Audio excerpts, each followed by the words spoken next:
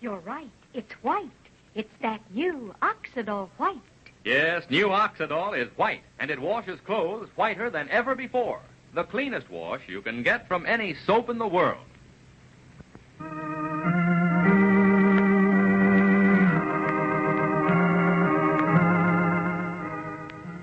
Oxidol's own Ma Perkins.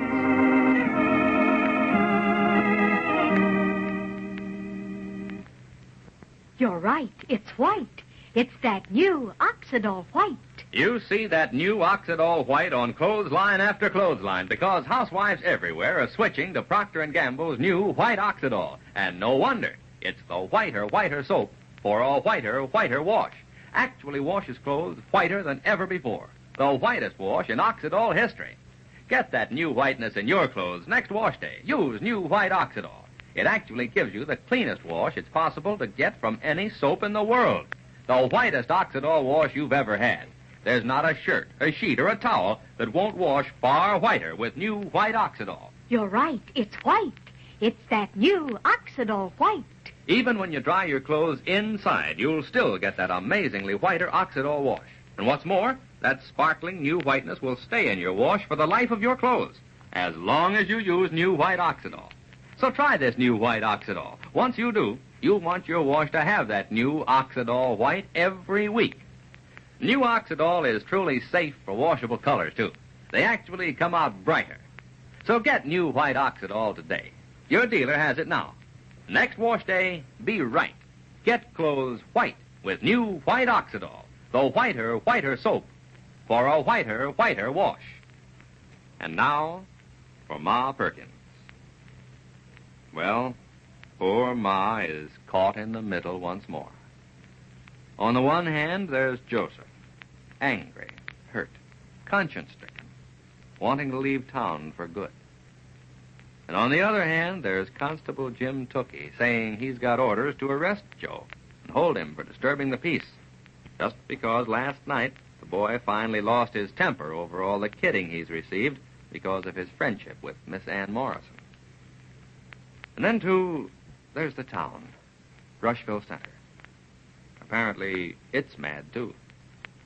A little while ago, Alfred Sinclair invited Ma to a meeting over at Mayor Ross's office. And there, they found Banker Pendleton, who had some pretty drastic things to say. The gist of which was, well, listen. The first day you came to town, Mrs. Sinclair, you and Miss Morrison, the first day we told you that Mayor Ross here had set up a committee to help you find out what you want to know about the town, what there is to know about the town, what pictures to take and the like. So far, you haven't come to the committee once. You've gone running to Ma Perkins. No, I'm not saying that Ma is wrong, but there's more to Rushville Center than Ma Perkins. We just don't feel that you're doing us justice at all. It's our story about our town, and we feel we ought to have something to say about it. So we've just got to insist, Mrs. Sinclair. From now on, you and Miss Morrison, you do things our way, or... Or what, Mr. Pendleton? Well, we'll just have to get in touch with your magazine back east and have them send somebody else out to finish the story.